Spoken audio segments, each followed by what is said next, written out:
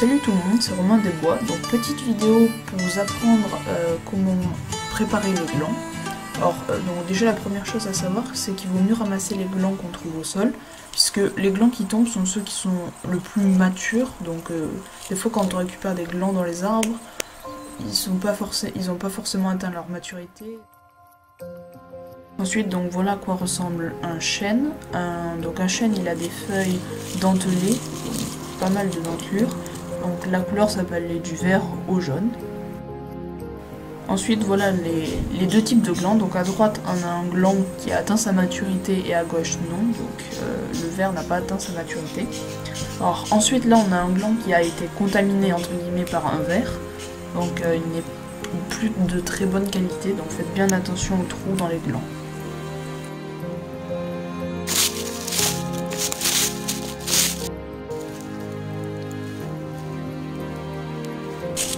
Alors là, je vais vous présenter la première technique donc, pour préparer des glands. Alors, pour faire cette technique, vous aurez besoin d'un feu. C'est pour ça que je prépare du bois pour alimenter mon feu.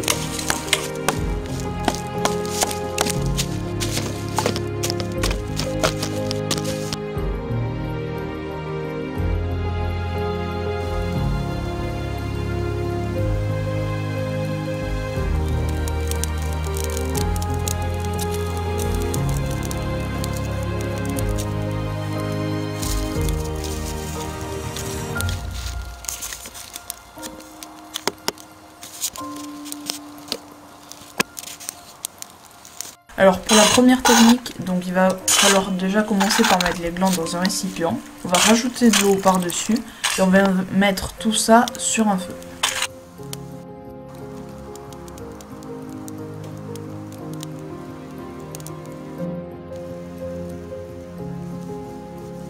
Donc autre petite astuce, il ne faut pas prendre les glands qui flottent à la surface quand on les met dans l'eau parce qu'en fait il y a souvent des vers dedans. Donc, voilà.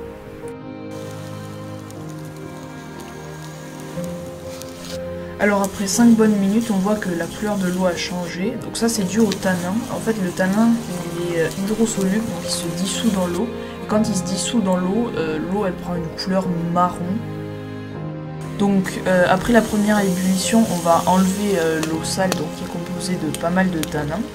Et en fait, après cette première ébullition, l'eau chaude permet en fait de ramollir la coque des glands, ce qui va nous permettre de les peler beaucoup plus facilement. Et l'avantage de peler les glands, même si c'est long, je ne vous le cache pas, en fait c'est que ça permet de libérer plus facilement le tanin. Il faudra forcément le faire si on veut faire de la farine ou un pâté. Alors ensuite on va répéter l'opération, on remet les glands dans une eau propre et on va la refaire bouillir jusqu'à ce que l'eau soit à nouveau impropre, donc marron. Et on va reverser l'eau comme tout à l'heure. Et on répète cette opération autant de fois qu'il faut. Moi je l'ai fait 5 ou 6 fois. Et à chaque fois que l'eau est marron, on recommence.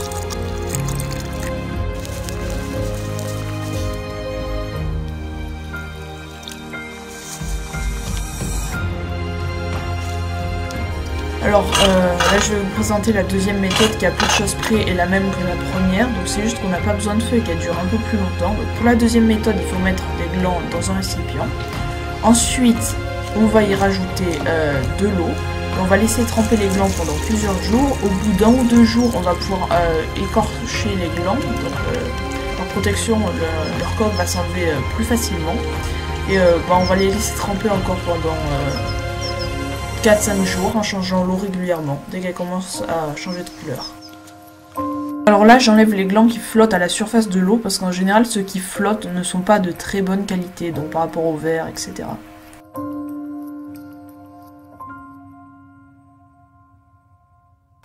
Ensuite, il faut commencer à broyer grossièrement les glands donc pour pouvoir les faire sécher plus tard plus facilement. Donc moi, je les broie avec une pierre, donc qui a à peu près la forme d'un mortier.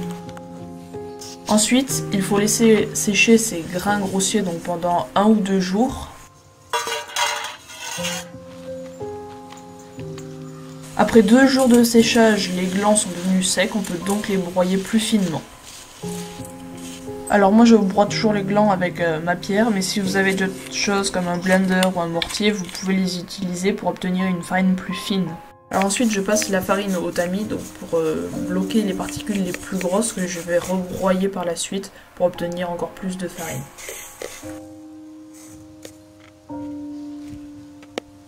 Voici le résultat final. Merci d'avoir regardé cette vidéo et à bientôt.